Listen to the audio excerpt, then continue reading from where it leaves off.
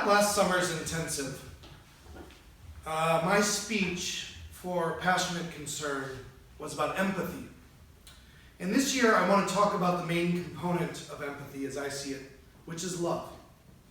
The phrase "love is love" has become a national mantra for many people, and it's even taken a worldwide prominence.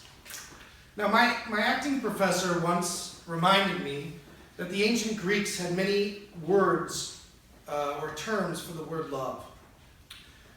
It's similar to the indigenous Inuit Indians of Alaska, who have many terms for snow. So we have one term for love, and that's love. We have adoring, but really we have love, like, and hate. That's about it. But in ancient Greece, there were many different terms for love because there were considered many types of love. So I just want to tell you what those types are. Eros is passionate romantic love. Storge is the love one feels with great empathy towards one's own family. Philios is the deep love of friendship between equals. Ludos is the playful love between young lovers. Agape is the selfless feeling of love, and charity the one has for a life partner.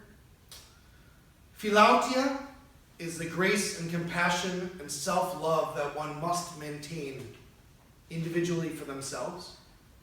And finally, pragma, which is mature love. It's built over a lifetime of compromise and patience and understanding. My theater teacher didn't tell me all those. He only told me a couple of them. But when I was doing a friend's wedding, I've officiated a bunch of weddings, and I went back and I gave that as my blessing. So why am I so interested in speaking about love today? Because I believe that we need to cultivate a society with more self-love. Self-love before we have the opportunity to love others. I believe that we all contain each of these types of love inside of us. But through a lot of negative messages from the world around us, we have all developed the inner critic, which the inner critic tells us, don't do that, sit down, don't be yourself, don't dress that way. Don't speak with good structure, because it's much better to mumble, right? It's better to talk with just a short little mouth. Because if you happen to speak out, you are open for attack. I wasn't planning to mention this tonight, but I feel compelled because I had such a day in body class. And it's been a really beautiful experience for me. And I think that it will be a good test to see whether or not I can maintain structure when I get emotional. Some of you may know this story. Several of you do. In 2011, I was assaulted. It was sort of a random happenstance by like 6 enormous guys. And it spiraled my life out of control. I was never supposed to recover. I couldn't remember my name on certain days, how to tie my shoes. I had to walk with canes. And the doctors, the neurologists, told me that I would never be able to recover, that I would spend the rest of my life living in my mom's basement, essentially. It was self-love that was my first step. It was all the things that I just mentioned, agape and philios, eros. Passion is not just erotic, it's passion. And it was passion that fueled me to take a first step without a cane, to take a first chance to balance, even just 1 inch off the ground. It was self-love.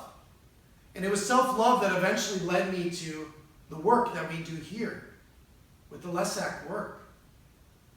The fact that today I had my feet over my head was like a modern miracle as far as I'm concerned, right?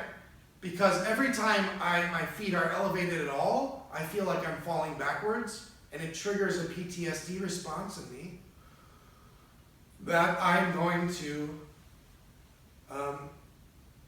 hit my head and essentially lose my mind and my body again.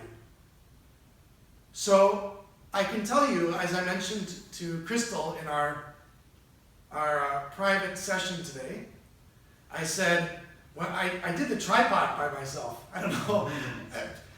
Last year I didn't go near that thing. But today I did the tripod on my own, with my legs, my head on the floor beneath me. And I mentioned to Crystal that structure was the thing that saved my life. Physical structure and the vocal structure provided me an emotional structure. And through that emotional structure, I was able to provide myself the type of self-love that I talked about earlier. So my hope is that by sharing this with you, you can offer that to yourselves. We can offer ourselves grace and self-empathy. We can treat ourselves the way we would our best friends. We can treat ourselves with the love of deep friendship. We can treat ourselves the way we would our equals. We can cultivate a sense of joyful playfulness in ourselves. We can offer ourselves love and charity. We can offer ourselves grace and compassion. We can offer ourselves patience and compromise and understanding.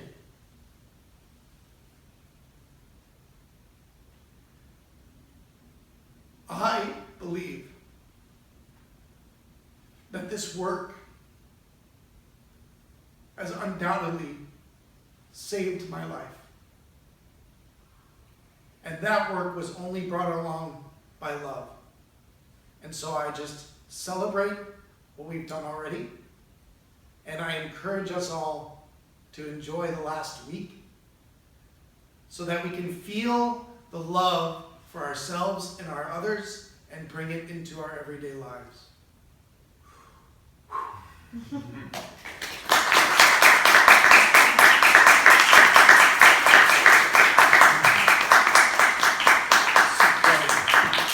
Sweating bullets over here like a stuck pig. Oh, God. Thank you, Michael. Thank you.